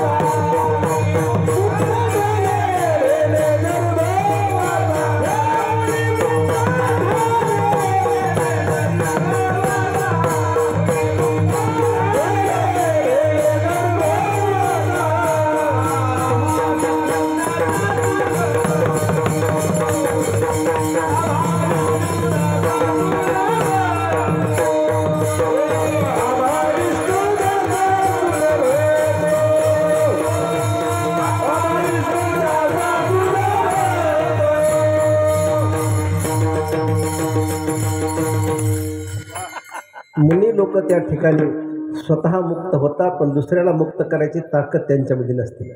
योगी माणसं कदाचित त्यांना जर त्या ठिकाणी स्वतः मुक्ती मिळू शकेल, पण साधूच्या कृपेनं जर एखादा मनुष्य मुक्त झाला तर त्याला दुसऱ्याला मुक्त करायची ताकद त्या ठिकाणी निर्माण होते. जसं दिव्यानं दिवास एकदा प्रज्वलित केला, दुसऱ्या दिव्याला लावत लावतो किती दिवस त्या ठिकाणी अशी परंपरा चालत राहते. तशी आमच्या वारकरी संप्रदायाची परंपरा आहे. दिव्याप्रमाणे गुरुवर्य पूजनीय गुरुजींनी त्या ठिकाणी भाऊंचा दिवा प्रज्वलित केला. भाऊ शांत नाही बसले. भाऊंनी त्या ठिकाणी भाऊंचा दिवा प्रज्वलित झाला. भाऊंनी त्या ठिकाणी पुन्हा ती आपली दिव्याची वात तशीच ठेवली नाही, ती अशी प्रज्वलित होत होत होत होत आमच्या तुंतुने शास्त्री असतील, गणेश पाटील असतील, गणेश महाराज असतील, अशी परंपरा नाना महाराज आपल्यासारखे सगळे दिवे चांगले असतात असं काही नाही. सगळे दिवे त्या ठिकाणी न गळणारे असतात असं काही नसतं. गळणारे असू द्या, फुटके असू द्या, कशाचं पण दिव्यात ताकद आहे की त्यांना त्या ठिकाणी तेजस्वी करायचं. साधू भाऊ म्हणजे ताकद आहे. महाराज तुम्ही कोणती सेवा करा नका करू, पण भाऊसारख्या महात्म्याचा एकदा स्पर्श झाला, दुसरी साधना करायची गरज नाही तुम्हाला. तुमचा देवा कसा बी न्या, फुटका न्या, तुटका न्या, कसंही न्या, आपल्यासारखा फुटका तुटका जरी देवा गेला तरी भाऊसारख्या महात्म्यात नाही. हा दिवाच आहे ना, त्याला प्रज्वलित करायचं. तर दिव्याची वात ज्यावेळेस दिव्याकडे जात असताना वात आणि तेल चांगलं पाहिजे. दिव्याने दिवा लावला एकदा, पण दिव्यातलं तेल जर भेसळीचं असेल आणि वात जर फरदड कापसाची असेल, मागच्या योजनेच्या कापसाची, तर ती जळते पण फटफट फटफट फटफट अशी करते बरं का. त्या दिव्यातलं तेल हे शुद्ध पाहिजे, अंतकरण शुद्ध पाहिजे. साधूकडे गेल्यानंतर त्या दिव्याकडे गेल्यावर, आणि त्याची वात सुद्धा त्या ठिकाणी चांगल्या कापसाची पाहिजे. वाद जर चांगली असं नसते ते काय करते मग अहंकाराच्या रूपाने, मी ज्ञानी, मी अमुक ग्रंथ शिकलो, मला कळतंय, माझ्यासारखं कोणाला कळत नाही, असं फटफट फटफट करते मधून अंत करणं. पण दिवा लावत असताना साधू सुद्धा काय करतात, त्याची वात आणि तेल अगोदर शुद्ध करतात आणि नंतर त्याला ज्ञानाचा उपदेश करतात. का त्यांच्यात तेवढी ताकद असते ना. ब्रह्मनिष्ठ महात्म्यामध्ये लोखंडाचं सोनं जसं होतं ती ताकद, पण श्रोत्रिय जर असतील अधिक तर त्यांच्यामध्ये दिव्यासारखी ताकद असते. शिष्य काय कतरायचे असतात का, माझ्यासारखे बिलिंदर असला अर्धा अर्धा घंटा भाऊसारख्याला घुमी देत. भाऊसारख्या महात्म्याला काय चांगले होतो का मी, अर्धा अर्धा तास भाऊंच्या बरोबर स्पर्धा करायची. हा विषय कसा असेल, हा असा असू शकत नाही. प्रतिप्रभाकर नावाचा ग्रंथ, गाथामूर्ती, ज्यांचं महाराष्ट्रात नाव लौकिक आहे, ज्यांच्या घराण्यावरती देवाची कृपा आहे, असे चंद्रशेखर महाराज देगलूरकर. 1982ला मी आणि शेखर महाराज भाऊंच्याकडं वृत्तीप्रभाकर नावाचा ग्रंथ ऐकायला होतो. तुमच्या जिल्ह्याचं वैभव असणारे ज्येष्ठ गुरुबंधू, त्यांचं नाव घेणं भाग्य मला, परस्परंपर शिवसंती असं म्हणणं का बरं का, पूजनीय जंगले शास्त्रीजी, ते सुद्धा आमच्या पाठाला असायचे. आणि दुपारी 2 वाजता 2 ते 4 या वेळेमध्ये स्पेशल, आता माणसं स्पेशल सुद्धा ऐकायला शेखर महाराज स्पेशल होते, पण आम्ही त्यांच्या मागं लावण्यामागं धावणं दफड्यामागं तुंतून असते की नाही, आमचाही नंबर लागायचा शेखर महाराजाबरोबर ऐकायला. एवढ्या मोठ्या महात्म्यावर आपला ऐकायचा नंबर लागला. भाऊचा अंतर्गत किती विषय आले बघा तुम्ही. आम्हाला जी प्रक्रिया होती शिकवायची तीच प्रक्रिया शेखर महाराजांच्या बाबतीमध्ये होती. ते असं नाही म्हणले की मोठे तर लेकरे श्रीमंत जातीनं ब्राह्मणे त्यांना वेगळं सांगावं आणि हे काय हे गरिबाचे लेकरं येतं मराठवाड्यातले येतं त्याला धड भाषेचं ज्ञान नाही राहायचं ज्ञान नाही त्यांच्याकडे कोणती परंपरा नाही. पण भाऊ ही उदार अंतःकरणाची विशाल अंतःकरणाची. ते असं नाही म्हणले तसं स्परिस असं म्हणत नाही की जाऊ द्यावं हे चांगल्या कंपनीचं लोखंड त्याला सोनं करू आपण आणि हे थोडा कमी दर्जाच्या त्याला सोनं करू असं काय नसतं. तसं भाऊंची वृत्ती तशी होती. भाऊंनी काय केलं 2 ते 4 वेळेत वृत्तीप्रभाग सांगायचा. तुम्हाला खोटं वाटेल की एवढे मोठे चंद्रशेखर महाराज भाऊ कुठे येत असतात का असं लोक शंका येतात बरं का येतात का. पण त्यांना विचारा तेच कधी कधी कीर्तनातून सांगतात अरे हा विनायक आहे ना हे माझ्यावर होता बरं का त्यांचा आता आम्ही त्यांना म्हणतो आरोतोर बोला पण त्यांची महान विशालता ते आरोतोर बोलत नाहीत. ज्यावेळेस ते आरोतोर शब्दाचा प्रयोग करतात त्यावेळेस आम्हाला जास्त प्रेम वाटतं. राम काजळे आणि मी आम्हाला बोलत असताना शेखर महाराजांनी आरोतोराची भाषा वापरली तर बरी वाटते. चला यांच्या मनात आदर आहे. पण आवाजाव म्हणजे काय असतं फरक वाटल्यासारखं असतं. आपल्या आईला आपल्या भावाला आपण आवाजाव घालतो का म्हणजे मोठा प्रयोग करतो या बसा तुम्ही असं नाही ये बस. आईला सुद्धा आईला जर आई तुम्ही या बरं उष्ण घेतल्यासारखं वाटतं. आई तू ये बरं मला जेवायला वाढ हे नाही. जो प्रयोग आपल्या बायकोला आपण करतो है की नाही का ग तू आलीस का ग बस की असं म्हणतो की नाही आपल्यात नाहीच म्हणते पण एक भाषा तू म्हणजे हा आद्यार्थ प्रयोग आपण करतो त्यावेळेस आपुलकी वाटते. का हो तुम्ही आलात का इथे मंडळीला म्हणायचं यावर तुम्ही आणि मला जेवण वाटता का तुम्ही असं म्हणता शिवभाऊकणी नाही ए मीना वाढ बरं जेवायला है की नाही का म्हणता तुम्ही मीना ताई यावं तुम्ही मला जेवायला वाढा असं तेव्हा त्याला काय मग आमचा तुमचा संबंध काय लांबचा आहे का आपण एक नाहीत का शरीराने 2 आहेत मनाने एकच आहेत ना आपण. आणि जर अशी भाषा वापरली तर मनाने 2 होतील ना ते मग त्या ठिकाणी शरीराने झाले तसे. मग जवळीकतेच्या माणसाला आरोग्याची भाषा असते. शेखर महाराजाला प्रभाकर सांगत असताना भाऊचं अंतकरण किती मोठे आहे बघा. विठ्ठल महाराज भाऊंनी 2 वर्षपर्यंत प्रभाकर त्याचं अध्यापक पद भाऊंनी स्वीकारलं म्हणजे सांगायचं स्वीकारलं. पण भाऊंनी शेखर महाराजांना दर्शन घेऊ दिलं नाही. का घेऊ दिलं नाही ते म्हणायचे नाही भाऊ किती केलं तरी माझ्या गुरुचा पुत्र आहे आणि गुरुचा पुत्र गुरुच्याच रूपामध्ये असतो. ही भाऊंची विशाल अंतःकरणाची भूमिका. तर आम्ही तर बँड लावला असता हे नाही लाऊडस्पीकर लावले असते नवनाथ लावला असते किती 50,000 फी का तुम्ही 51 घी 60,000 घी पण माईक लाव चांगले चांगले 12 गावाला ऐकू गेलं पाहिजे मंडपात नाही. आणि सांगितलं एवढे मोठे शिष्य आम्हाला त्या ठिकाणी प्राप्त झाले. शिष्य मोठे श्रीमंत जर सापडले तर गुरुला आनंद होत असतो. श्रीमंत शिष्य सापडावे मोठे सापडावे म्हणजे नसलं तरी ते नातं लावतात गुरु. पण भाऊचं तसं कधीच नव्हतं. समुद्रासारखं विशाल अंतःकरण. ते असं नाही म्हणले की बाबा शेतकऱ्याचे पोर येतं आणि हे माझे शिष्य येतं आणि शिवा भाऊले मोठा आहे ते माझा शिष्य. कधी सारखंच बरं का सेनया सोनया विशेष नाही. ही भूमिका आमच्या भाऊंच्याकडे होती. शिवभाऊवर जे प्रेम होतं तेच आमच्यासारख्यावर होतं. आमच्याकडे झोपडी नव्हती राहायला विठ्ठल महाराज आणि यांच्याकडे मोठा बंगला होता. पण भाऊला बंगला झोपडी काहीच नव्हतं. ते त्यांची वृत्ती म्हणजे पाण्यासारखी असते. पाणी जसं त्या ठिकाणी कोणत्याही पात्रात ठेवा ते म्हणते का सोन्याच्याच भांड्यात ठेवा म्हणून मला तसं काही नसतं.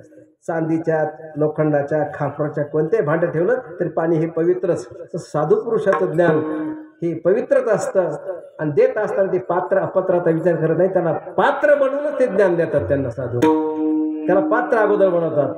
मग ते कसंही पात्र असू द्या त्याला अगोदर शुद्ध करतात. कशावरून ज्या अर्थी अहंकाराची उत्पत्ती नाही पुढच्या शिष्यामध्ये त्या अर्थी ते त्याने पात्र शुद्ध केलं अगोदर आणि नंतर त्याच्यामध्ये ज्ञानार्जन केलं. अन्यथा पात्रता नसेल आणि जर ज्ञान जर त्या ठिकाणी समर्पित केलं तर ते ज्ञान कोणत्या ना कोणत्या रूपाने बाहेर पडल्याशिवाय राहत नसतं. भाऊसारख्या महात्म्याचं ज्ञान आज बघा तुम्ही भाऊंचे महाराष्ट्रातले कोणतेही विद्यार्थी बघा कोणाला तरी अहंकार आहे का. कोणी म्हणते का आपले कपडे कडकच असले पाहिजे इस्त्रीचेच कपडे पाहिजे. बघा ना शास्त्रीकडे बघा तुम्ही एवढं जर वेदांत आला असताना तुमच्यासारखा तर आम्ही का नाही नक्की एखाद्या टोपी जर फेकून मारली तर ते गळाच छाटला असेल त्याला बरीच गरज पडली नसती. टोपी बघा उपरणं बघा सगळ्या भाऊंच्या महाराष्ट्रातल्या कोणत्याही माणसाकडे बघा तुम्ही. ऐश्वर्य नाही असं नाही ऐश्वर्य आहे पण खरं ऐश्वर्य ज्ञान आहे आणि ते ज्ञान प्रगट करायचं नसतं. ज्ञान हे आत असतं प्रगट करायची वस्तू नाही हे त्यांना पूर्ण कळालेलं असतं. हे ऐश्वर्य नश्वर आहे हे सगळ्यांना माहिती आहे. हे फक्त आपल्याला सांभाळण्याकरता दिलेलं आहे. पण भाऊसारख्या महात्म्याची सेवा तुम्हाला घडली, तुम्हाला त्या ठिकाणी स्पर्श जरी झाला नसला, तुम्हाला शब्दाचा प्रयोग तत्वमसी अयमात्मा ब्रह्म सदैव सौम्ये दमग्न आसीत एकमेवा द्वितीयं ब्रह्म नेह नानास्ति किंचन, असं जरी वाक्य तुमच्या कानापर्यंत पोहोचलं नसलं, महावाक्य कोणतंच तुमच्या कानापर्यंत पोहोचलं नसलं, भाऊंची नजर सुद्धा कदाचित तुम्हाला झाली नसली, तर ही 15-16 वर्षाचे आता जे पोर आहेत ना, त्यांच्याकरता मुद्दाम सांगतो की साधूच्या 3 कृपेपेक्षा सुद्धा एक विशाल कृपा साधूकडे असते, ती म्हणजे अंतःकरण कृपा. अंतःकरण कृपा. आपण ज्ञानोबरांना पाहिलं नाही, तुकोबरांना पाहिलं नाही, निळोबरांना पाहिलं नाही, कबीर महाराजांना पाहिलं नाही, नाथ महाराजांना पाहिलं नाही, पण नाथ महाराजिक साधू संतांच्या मध्ये अंतःकरण कृपा आहे की माझ्या या मृत्यू लोकातल्या लोकांचा, सामान्य जातीतल्या माणसांच्या लोकांचा काय व्हावा, उद्धार व्हावा, असा अंतःकरणामध्ये संकल्प येतो. आणि यालाच म्हणतात संकल्प दीक्षा. ज्यांनी ज्यांनी महात्म्याला पाहिलं त्यांच्यावर कृपा होईलच, पण ज्यांनी पाहिलं सुद्धा नाही त्यांचा सुद्धा या ठिकाणी उद्धार व्हावा असं साधूच्या मनामध्ये संकल्प येत असतो. आणि तो संकल्प पूर्ण करण्याचं परिपूर्णतम काम माझ्या भगवंतांनी स्वीकारलेलं आहे. भगवान म्हणतात की जो कोणी सत्य संकल्प करेल ना, त्याची पूर्तता मी करतो स्वतः. मी काय म्हणतात देव, सत्य संकल्पाचा दाता नारायण सर्व करी पूर्ण मनोरथ. साधू पुरुषाने संकल्प केला की माझ्या मृत्यू लोकातल्या या जड जीवांचा उद्धार झाला पाहिजे, असा साधूंचा संकल्प आहे. संकल्प दीक्षेबद्दल 2 मिनिटात सांगतो ना, अभंगावर मी येतो पटकन, कारण वेळ झालेला आहे. शास्त्रीजी ज्यावेळेस आचार्यांचे 4 शिष्य, त्याच्यापैकी सर्वात बुद्धीनं कमी असलेले त्रोटकाचार्य, त्रोटकाचार्य पाठाला जर बसले तर बाकीचे 2-3 जे विद्यार्थी हसायचे, सारखं हसायचे. काय त्रोटकाचार्य म्हणेला काहीच येत नाही म्हणे, त्याला वेड्यात काढायचे, मूर्खात काढायचे. पण एके दिवशी काय झालं, आचार्यांच्या मनामध्ये थोडा खेद वाटू लागला. अरे माझी पूर्ण सेवा हा करतोय, कपडे धुण्यापासून छाटा ते सगळे आश्रम वगैरे झाडण्याचं सगळं काम तो करायचा, आणि पाठ सुरू झाला की तो गंगेला जायचा, आणि पाठ संपला की यायचा. एके दिवशी आचार्य म्हणणारे त्याचा उद्धार झाला पाहिजे ना, आपण सूर्यासारखे, सूर्य जसं सगळ्यांना प्रकाशित करतो ना, तसं माझ्या त्रोटकाचा उद्धार झाला पाहिजे. पण त्रोटक बुद्धीला जर बघितलं तर खूपच कमी होते. मग आचार्याने सांगितलं माझी तब्येत जरा बरी नाही, मी विस्ताराने सांगत नाही, माझी तब्येत जरा बरी नाही. शंकराचार्य म्हटले, शिष्य म्हणले मग आजच पाठ बंद राहू दे. नाही पाठ नाही बंद राहू द्यायचं म्हणले, आज पाठ झालाच पाहिजे. साधूची ही खऱ्या महात्म्याची अवस्था असते, पाठ झालाच पाहिजे. आलेले कीर्तन सुद्धा टाळायचे. कोणी जर कोणी सांगितलं कुठे कीर्तन वगैरे करा, आमच्या भाऊनीचा तीच अवस्था बरं का, भाऊंची होती. भाऊनी कुठे कीर्तन केलं नाही, काय नाही. आम्ही जर कुठे कीर्तन केलं, काय होतं रे कीर्तन केल्यावर, काय होतं कीर्तन केल्यावर, अरे कीर्तन करणं म्हणजे गोधडं शिवल्यासारखे म्हणायचे. गोधडं म्हणजे कळतं ना तुम्हाला, हे पांघरे असतं ना तुमच्याकडं, फार प्रसिद्ध आहे. त्याला वाकळ म्हणतात नाही की, वाकळ हे नाही, वाकळ 2-4 जुन्या साड्याची, 2-4 जुन्या धोतराची ती केली असली वाकळ पांघरायची. कीर्तन करत तसं आहे म्हटलं, इकडे 4 गोष्टी तिकडे 4 गोष्टी सांगायच्या, झालं कीर्तन. कीर्तन कीर्तन म्हणजे काय असतं, कीर्तन करणं म्हणजे परमात्मा म्हणजे पाठ घेतला पाहिजे. आचार्याने सांगितलं पाठ झालाच पाहिजे. ठीक आहे महाराज, तुम्ही घ्या लवकर पाठ. मग आता जवळ 9:15 वाजत आलेत म्हणले, आता तरी पाठ घ्या ना, आम्हाला सोडा असं म्हणले आचार्य. त्यावेळेस शिष्य म्हणले, आचार्याने सांगितलं थांबा म्हणे थोडा वेळ, माझा लाडका शिष्य होता, ते आल्यावर पाठ सुरू करू. कोण त्रोटकाचार्य. बाकीचे शिष्य एकमेकांकडे बघायला लागले. अरे म्हणे त्रोटक, आणि त्याची वाट बघतात म्हणले आचार्य. आचार्याला काय कळतं का नाही असं म्हणावं का शिष्याने, पण हुशार शिष्य असले का असं म्हणतात. आम्ही सुद्धा भाऊला असंच म्हणायचं होतं, म्हणजे जे गुरुला काही कळतं का असं म्हणणार किती हुशार असतील बघून घ्या. आम्हाला वाटतं आमची भाऊंचं कसं होतं माहिती आहे का, भाऊला खूप नाद होता गायनाचा. तुम्हाला असं ऐकलं नसते भाऊ, पण भाऊने एकदा काय केलं, प्रयत्न केले शिकायचे, संगीत शिकायचे. आणि संगीत शिकण्याकरता हुंबड महाराज काय लागतो, खर्जा चांगला लागतो, खर्जा. भाऊ खर्जा घोकीत बसले, माडू एक पेटी आणली लिंबेगावकराच्या मठात, आणि त्या पेटीवर खर्जा सोडवला.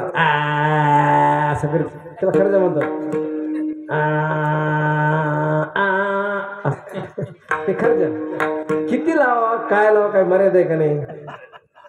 ते खर्जा इतका स्वर लावत बसले की भाऊंचा हात होता बी स्वर गेला निघून, जो होता तो बी गेला, आवाज बसला तो.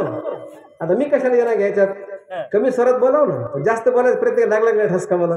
मग शेवटी भाऊंचा स्वर गेला. त्याच्यामुळे शिष्य म्हणते काय भाऊंचं कीर्तन स्वरात नसतेच, हे नाही जोरात होतं पण स्वरात नव्हतं. कीर्तन जोरात होतं पण स्वरात नव्हतं ना. आणि लोकांना जोरातची गरज नाही, स्वराची गरज आहे सध्या. आणि मग भाऊ मग कीर्तन उभं राहिले की मग म्हणायचे आरे वरी आर रे पिंपळावरी पार रे खाली कुंभार वरी चाक होय रे दमडाळ के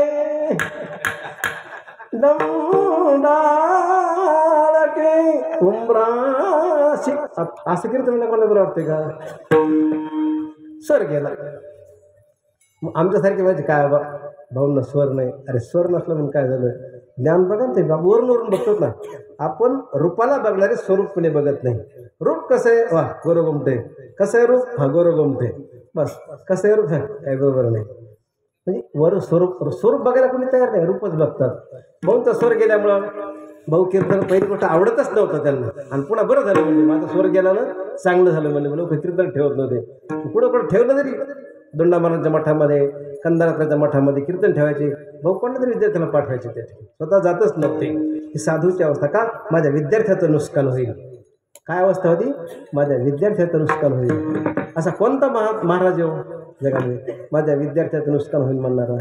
आजकाल तर कोणा प्रजेचं शिष्याचं काही हो द्या, पण आपली खळगी भरली बस झालं आपलं काम, झाली त्याची कार्यसिद्धी. स्वतःचं उपजीविकेत साधन झालं ना, बाकीच्या काही गरज नसते त्या माणसाला.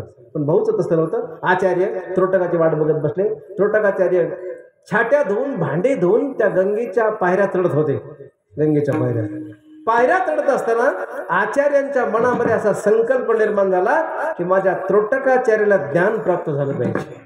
मनात संकल्प आला. वाणीने उच्चार केला नाही, का शिष्य जवळच बसले होते. त्या दिवशी नजर बी नाही आचार्यांची त्रोटकाची. हाताचा स्पर्श तर लांबच होते, ते गंगेवर हे इथे. पण मनात संकल्प आला की माझ्या त्रोटकाला माझ्यासारखं ज्ञान प्राप्त झालं पाहिजे. गंमत. त्रोटकाचार्य आले, मला छाट्या वाळू घातल्या, भांडी ठेवली आणि सांगितलं त्रोटका इकडे म्हणे बाळा. काय गुरु महाराज? आज तुला पाठ सांगायचं आहे. काय म्हणले? आज तुला पाठ सांगायचं आहे. त्रोटक गुरुच्या आज्ञेत होते. त्या आसनामध्ये मला येत नाही काही नाही. तर शिष्य मात्र एकमेकडे बघू लागले. हे पंडित ज्ञानी महानुभव सगळे होते नाही. हे ब्रह्मप्रमा त्रिक्ताबाद ध्यत्वे सत्य सत्वेन प्रत्यरम चिद्बिन वगैरे वगैरे परिष्कार अद्वैत सिद्धीचे मांडणारे शिष्य होते. ते एकमेकडे बघायला लागले. अरे म्हणे हा भांडी धुण्याच्या लायकीचा सुद्धा नाही. हा भांडे धुवायला गेला तर एक दोन भांडे तिकडेच विसरतो, कपडे धुवायला गेले एक दोन छाटा तिकडेच विसरतो. म्हणले इतका विसराळवे आणि याच्या हातून पाठ ऐकायचा आपल्याला. पण आचार्यांची आज्ञा होती. नावेला झाला, बसले पाठाला. त्रोटकाचार्य आसनावर बसले. आणि गंमत सांगू का तुम्हाला, त्या दिवशी एवढा पाठ रंगात आला अतिशक्ती अलंकाराने. आचार्यांच्या पाठापेक्षा सुद्धा 2 काकण पाठ सरस झाला. सरस. हे काय? साधूंचे संकल्प दीक्षा आहे. तसं महाराज ज्यांना ज्यांना शब्दस्पर्श, ज्यांना ज्यांना नेत्रकटाक्ष प्राप्त झाला त्यांच्याही पेक्षा भाग्यवान ज्यांच्या संकल्प मात्राने उद्धार होतो, अशा महात्म्याचा संकल्प आहे की जे कोणी आमच्या साधू संतांची पुण्यतिथी करतील, जे कोणी ज्ञानेश्वरी वाचतील, जे कोणी कीर्तन ऐकतील, अशा परमार्थ पथिकांचा सुद्धा उद्धार झाला पाहिजे. ही साधूंचा संकल्प आहे. आणि तो माझ्या भाऊंचा संकल्प होता. म्हणून आज इथली छोटी छोटी मुलं सुद्धा मला सुंदर प्रकारचं नृत्य करतात. कथेमध्ये, तुमच्या भजनामध्ये, हरिपाठामध्ये. हे साधूचा संकल्प आहे. म्हणून भाऊसारख्या महात्म्याचा संकल्प, या संकल्पाने सर्व या परिसरातल्या नव्हे, आगडगाव असेल, रतनगाव असेल, टोकेवाडी असेल, या सर्व परिसराचा उद्धार होऊन जात असतो. सगळ्यांनी प्रभाकर ऐकावं, इतर ऐका असं काही नसतं. साधूच्या संकल्पात ताकद असते. म्हणून तुकाराम मला सांगतात की साधू सारखा दाता कोणीच नाही. अभंगाचं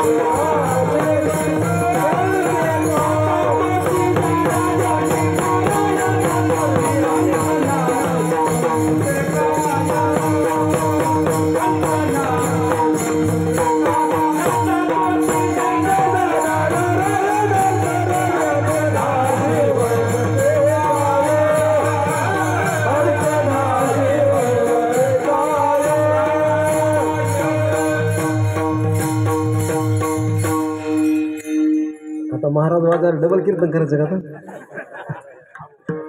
हा बरोबर तसं काय नाही. चालेल चालेल. दाता तोची एक जाणा नारायणा स्मरवी.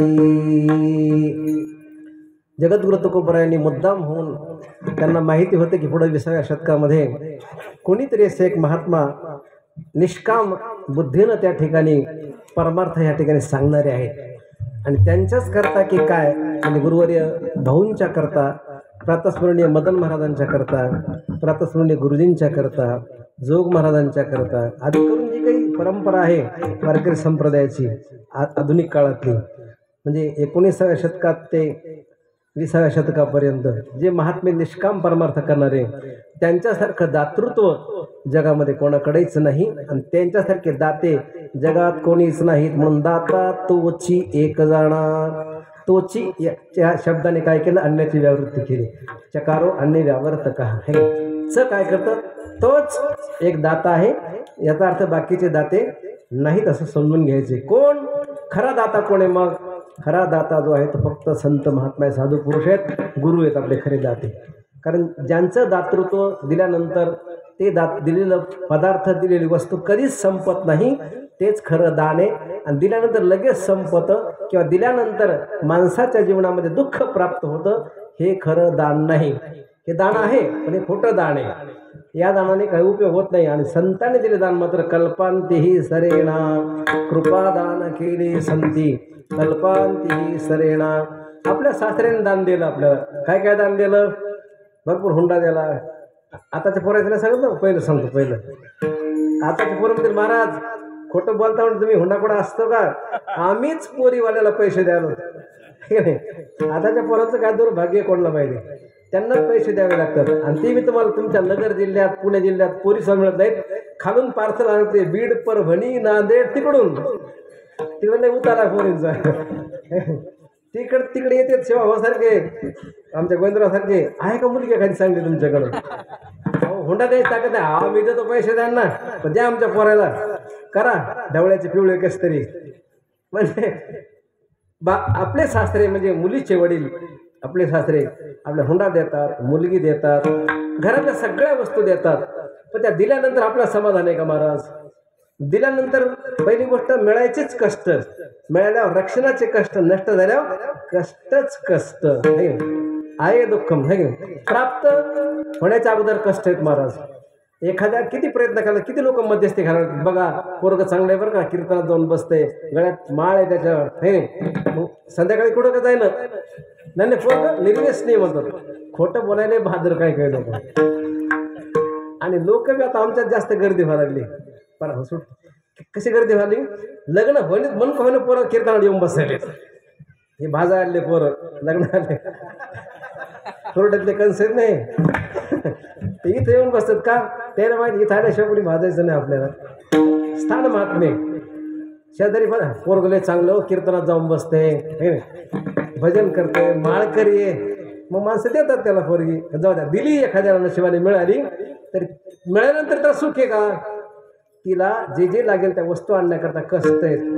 कष्टच कष्ट असल्यामुळं नसारे हाय ज्याच्याने, जी वस्तू प्राप्त झाली कदाचित त्याच्या भाग्याच्या उदयामुळं, पण ती मिळाल्यानंतर समाधान आहे का नाही. पण साधूने दिलेली वस्तू आहे, साधूने दिले ज्ञान आहे, ते प्राप्त झालं की हाय हाय सगळी संपत असते जीवनामध्ये. मला हे पाहिजे ते पाहिजे ते पाहिजे अशा प्रकारची वृत्ती जी आहे ना, ही वृत्ती सगळी संपत असते. आणि साधूने दिलेले ज्ञान त्या ठिकाणी संपत सुद्धा नसतं. खरं दातृत्व जर कोणाकडे असेल तर साधू पुरुषाकडे, संताकडे, श्रीगुरूकडे.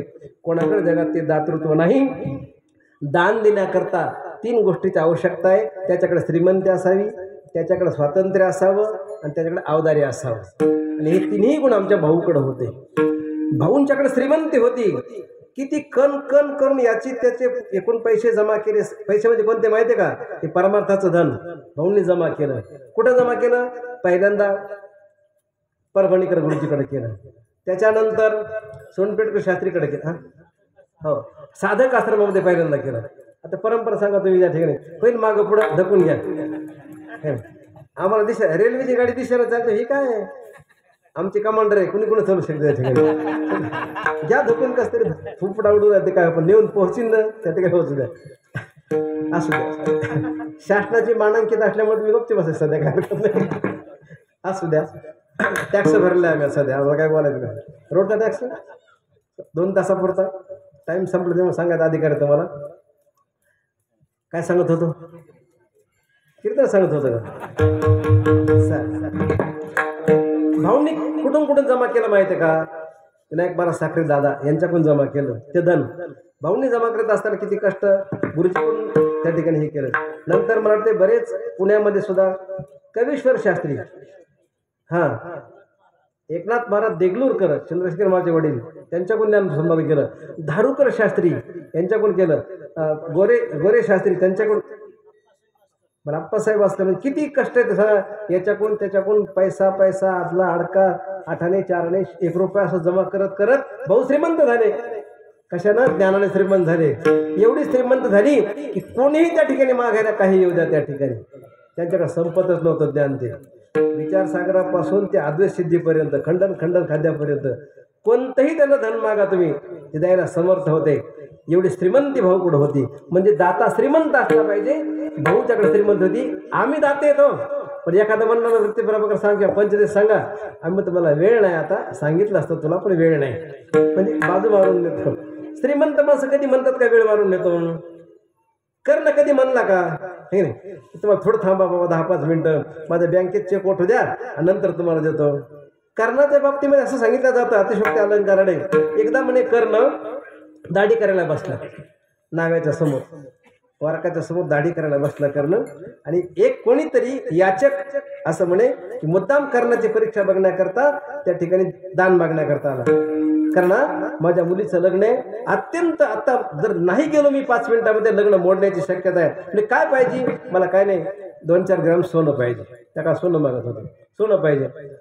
त्या वारीक जे होता कर्णाची दाढी करायची म्हणल्यावर कर्ण शूर होता महाराज. तसं पाहिलं तर लोक कोणी त्या धर्माकडे जातात, कोणी कर्णाकडे काय होतं. कर्ण दाढी करत बसला होता. दाढीची जी वाटी असते पाणी लावायची, आता सारखी सुविधा नव्हती. पहिले पोत आथरायचं खाली, ती वाटी असायची, वस्तारा असायचा, त्याला पत्ती फत्ती काही नव्हती तेव्हा. ते वस्तारा मग त्याने काय करायचा, असा त्या निशाणावर घासायचा, चांगला झाला का नाही म्हणून पायावर घासायचा असा, नंतर पायावर घासायचा आणि नंतर तेव्हा एका वस्ताऱ्याने सगळ्याची दाढी करायची. पण आरोग्य पथकाने सांगितलं की एका वस्ताऱ्यानं सगळ्याची दाढी करणं म्हणजे त्या ठिकाणी आरोग्याला घातक आहे, अनेक प्रकारचे आजार होऊ शकतात. नंतर बदल झाला, ब्लेड आल्या. पण कर्ण त्या वाटीतलं पाणी घेऊन तो वारीक काय करायचा, त्याच्या दाढीला लावत होता. आता वारकाच्या उजव्या हाताला वाटी म्हणजे कर्णाच्या कोणी हाताला झाली, डाव्या हाताला ती वाटी. कर्णाच्या डाव्या हाताला कर्णाची दाढी करण्याकरता वारीक आहे त्याच पद्धतीचा. तिथं काय बघायचं, श्रीमंत कर्ण बी श्रीमंत होता बरं का, दुर्योधनाच्या आश्रित असल्यामुळं. तुम्ही समजू नका कर्णाकडे काही नव्हतं म्हणून. ज्या अर्थी सोनं दान देत होता त्यात तो काय गरीब होता काय. राधे जरी वाटला आपल्याला तरी तो त्याचा मित्र होता ना, त्याचा मित्र फार मोठा होता हे नाही. आमच्या खिशात काही नसू द्या, पण मित्र असं आमचा बनलाय. आमचा गुरुबंधू फार श्रीमंत आहे, देईल न देईल सोडून द्या पैसे. अडचण जर पडली तर देवा थोडं देतो, पण त्याच्या जोरा आम्ही चालतात ना हे नाही. बॅटरीने ऊर्जा दिली काय न दिली काय. मला सांगा, चोराची भीती कवर वाटते आपल्याला, जोपर्यंत गाव जवळ नाही तोवर. गाव जवळ आलं तर खरंच चोर मागा लागल्या, गावात लोक येते ना कामला वाचवायला, कवड लावून झोपते ना, हातून काड्या कुंकू आगळा लावून झोपते ना. पण गाव जवळ आलं की भीती जाते ना. तसं श्रीमंत मित्र असल्यावर काही भीती आहे का. आता गणेश महाराज तुम्ही जर म्हणले मला तर गाडी घ्यायची दुसरी बदलायची, विनायक महाराज देता का. मी हो देतो. तुझ्याकडे कुठं पैसे. आम्ही म्हणून शिवा भाऊ आहे ना आमचा मित्र, देऊ शकेल आम्हाला. आता त्यांच्या अडचण आपण नाही बघायचं. श्रीमंत मित्र असल्या भीती नसते. कर्णाकडे श्रीमंत मित्र होता, दुर्योधन राजा होता. सोन्याची वाटी होती. महाराज आला तो याचक मागण्याकरता, महाराज मला सोनं द्या. आता कर्ण अपवित्र अवस्थेमध्ये दाढी करायला बसला म्हणजे क्षौर करणं त्यावेळेस अपवित्र मानलं जायचं जुन्या काळामध्ये. दाढी डोकी जर केली तर भाऊ तुम्हाला सांगू का, सगळे कपडे धुतल्याशिवाय घरात प्रवेश करत नव्हते, जुन्या काळची पद्धत. आता काही नाही. आता आम्हाला एवढी सुविधा केली ती भाऊनी, की भाऊनी आम्हाला त्याच जातीचे भाऊंचं काय श्रीमंत होते तुम्हाला सांगा. दाढी कटिंग करण्याकरता आम्हाला बाहेर जायची गरजच नव्हती.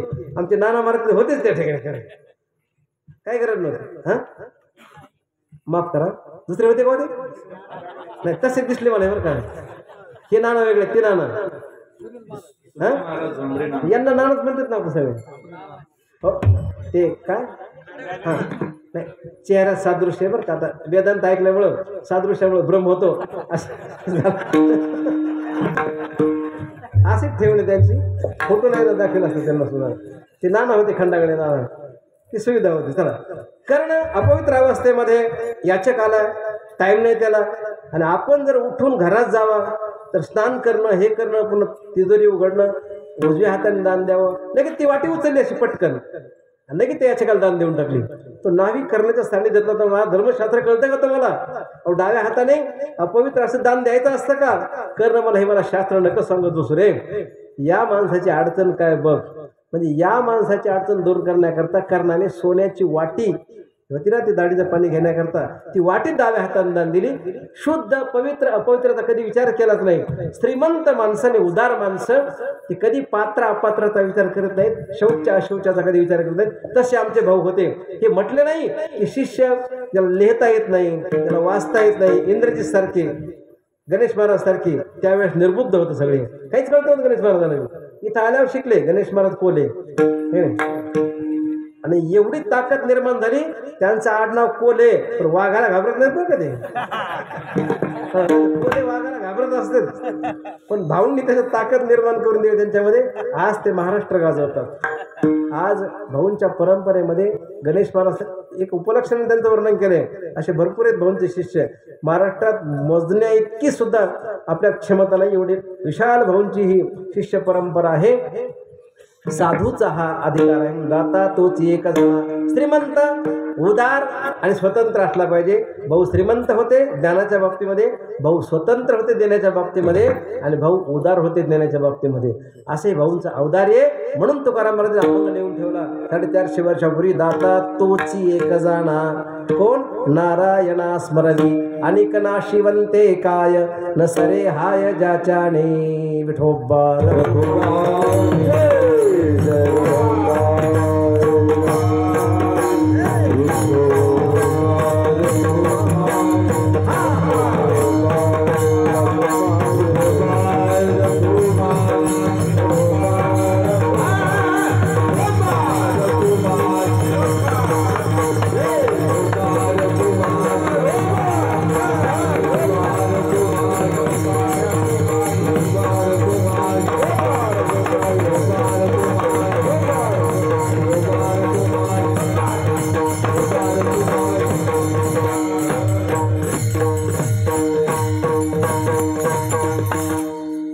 यावे तया काकुलती जे दाविती सुपंथ. आणि तुकाराम मला सांगतात दाता तो एक फक्त जो परमात्म्यारूपी धन देण्याच्या बाबतीत स्वतंत्र श्रीमंत आहे, उदार आहे. परमात्मा हे धन आहे आणि ते देण्याचं सामर्थ्य साधूकडे असतं. कोणाला ते धन देता येत नाही. ही संपूर्ण शक्ती साधू पुरुषाकडे असते, ती गुरुवर्य भाऊंच्याकडे होती. म्हणून प्रार्थना जर करायची असेल तर तुम्ही देवापेक्षा सुद्धा संतांची गुरुची प्रार्थना करा. का यावे तया काकुलती जे दाविती सुपंथ. सुपंथ धावण्याकरता साधूच हे समर्थ असतात. यात्रा करायची ना तर तुम्ही आमच्यासारख्या संघ येऊ नका, ज्यांनी पहिल्या भरपूर यात्रा केल्यात, ज्यांना तिथलं सगळं माहिती आहे. आमच्या भाऊच्या नावाने यात्रा इथे आहे का तुमच्याकडे? दत्त महाराज का? हां, एखाद्या येऊ द्या आम्हाला तुमच्या यात्रेमध्ये. कारण आमच्या परभणी जिल्ह्याचे बरेच लोक आले होते तुमच्या यात्रेमध्ये. ते म्हणतात काय हो तुमचे ते गुरुबंधू भाऊंचे शिष्य खूपच सोय करतात म्हणले तिथं जेवणाची. त्याला काय वाटतं बाकी त्याला भोजन मी तर आहे ज्यांना, हा त्याला काही संबंध नाही. तुम्ही यात्रा कोणता देव दाखवतात का काय करतात? यात्राने जोरात झाली हो. काय खाला रोज पण चांगले होते हे का नाही? आम्हाला फक्त खाण्याची गरज आहे. ते म्हणजे खूप सोय करतात ते. आणि मी तुमचा एजंट होत नाही बरं का. ते तुम्हाला जमते, कोणाला जमणार नाही ते गावात. त्याच्याकरता तुम्हीच लागतात समर्थ. आमच्यासारखे लोक आमचंच घेऊन जाते सगळं पात्र वगैरे, ते कोणालाही करता येत नाही. म्हणून आपले दत्त महाराज काय कोण्या क्षेत्रामध्ये भावनी विद्यार्थी तयार केली सांगता येत नाही महाराज. कोणी कोणतेही क्षेत्र घेऊ द्या, त्यांच्यात पात्रता निर्माण करायची शक्ती आमच्या भाऊंच्या मध्ये. कोणतेही घ्या पात्र, कोणतेही घ्या. भाऊ साधूकडे ते असतं. म्हणून प्रार्थना जर करायची असेल यावे तया काकुलती जे दाविती सुपंथ. सुपंथ त्या साधूच्या सुपंथात जर मनुष्य गेला तर अंतःकरणामध्ये कोणत्याच प्रकारची उरी राहत नाही. हे अभंगाच्या शेवटचे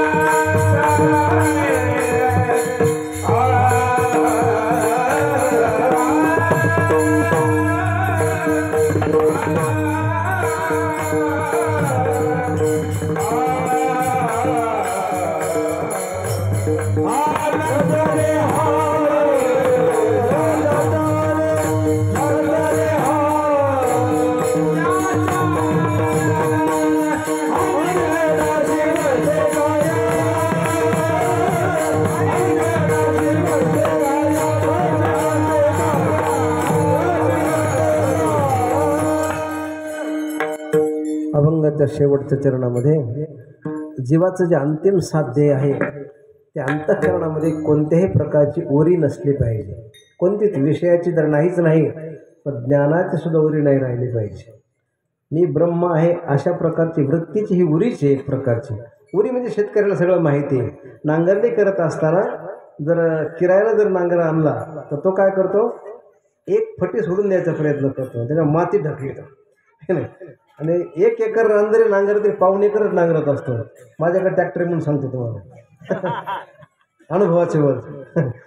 काय करायचं, भाव कमी तर काम बी तसंच. मग तसं नाही, आता काय झाले, हे वाहनावाले भाव जास्त घ्यायला लागले आणि काम मात्र त्याच पद्धतीचं करायला. तसं आम्ही सगळे तुमच्या उऱ्या काढायचा प्रयत्न करतो, पण आम्हाला तुमची उरी सगळी निघाली तर पुढं सप्ताह चालायचं नाहीत ना. आम्हाला भाजी उपटून खायची नाही, खोडून खोडून खायची त्या ठिकाणी. आम्ही जे कीर्तनकार आहेत हे फक्त भाऊसारखे महात्मेच शिष्याला शहाणं करणारे होते. आम्हाला वाटते पुढच्या वर्षी तुमच्या लक्षात राहू नये कोणता आपण घेतला होता आणि काय सांगितलं म्हणून. कारण तुमच्या जर लक्षात राहिलं सगळं तर आम्हाला पुढे कोणी विचारेल, आम्हाला भीती आहे. याच्याकरता एकच भाऊसारखे महात्मे असतील, जोग महाराज संस्थेतील काही शिक्षक वृंद असतील, आणखीन काही महात्मे असतील, त्यांनी फक्त पूर्ण शिष्याला ज्ञान देण्याची त्यांच्यामध्ये वृत्ती असते. आणि अशी वृत्ती भाऊंच्याकडे होती, मदन महाराजांच्याकडे होती. का जीवाला परिपूर्णतम अवस्थेपर्यंत पोहोचवायचं काम, जीवाच्या अंतःकरणातल्या उऱ्या काढायचं काम त्यांच्याकडे. पूर्ण प्रकारची योग्य प्रकारची सिद्धीची मशागत करतो, त्या पद्धतीने अंतःकरणाची मशागत करून त्याच्यामध्ये कोणते बीजारोपण करायचे हे त्यांनाच माहिती आहे. म्हणून दाता तोची एक जाणा, नारायणा स्मरवी अनेक नाशिवंते काय, नसरी हाय जाचाने. तुका म्हणे उरी रे आणि त्यांचे खरे उपकार.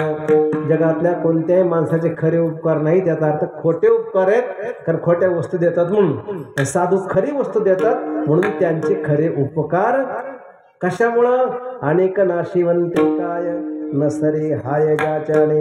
अभंगावरती यथामती अवकाश बोलण्याचा प्रयत्न केला. चुकला असेल ते माझ्या अल्पबुद्धीचे दोष आहेत आणि योग्य असेल ते माझे परमश्रद्धे परम आदरणीय वैकुंठवासी गुरुदेव भाऊंच्या कृपेतले आहेत.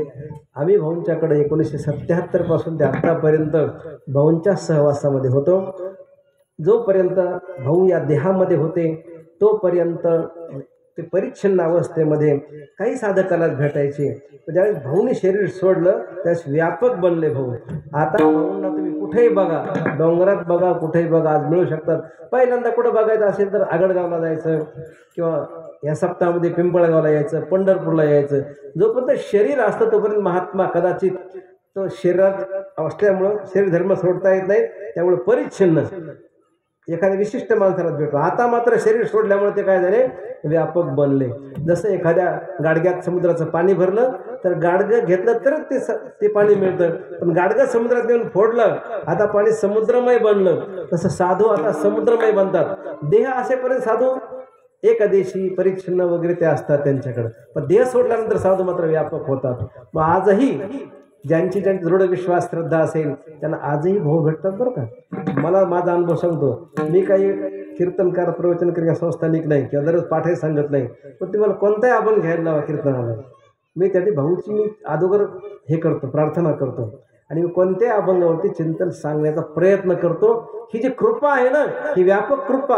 आज भाऊ नाही, पहिलं भाऊकडे जावं लागायचं, पंढरपूरला आगडगावला भाऊ हा अभंग घ्यायचा कीर्तनाला. आता जायची गरज नाही.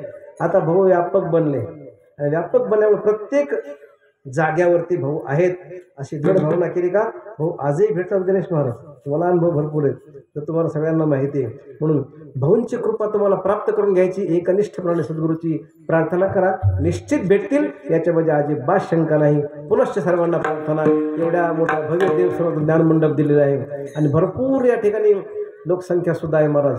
आणि सगळ्यांना आता ज्ञानदानाचं भोजन भाऊंच्या या आज्ञेतून करण्याचा प्रयत्न केला. पण ज्ञानदान नुसतं ऐकत बसलं तर पोटाची भूक त्या ठिकाणी तशीच राहील ना.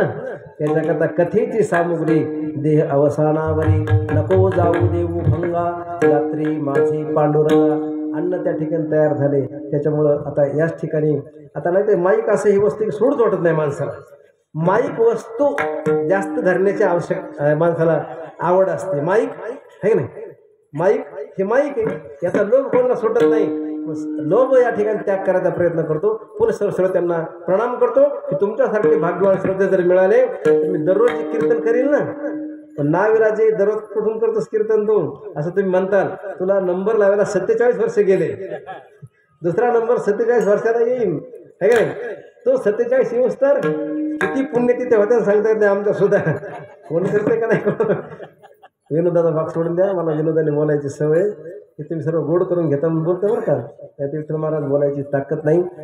पुनश्च तरी विनोदे पुरते अधिकते सरते करून घ्यावे तमते विनवीतसी गाते श्रुत्यानी पहाते चतुर्विणते दुष्टिते सोहम भावी पूर्ण ज्ञाते या सकळाते विनवनी करा विठ्ठल स्मरण. ज्ञानेश्वर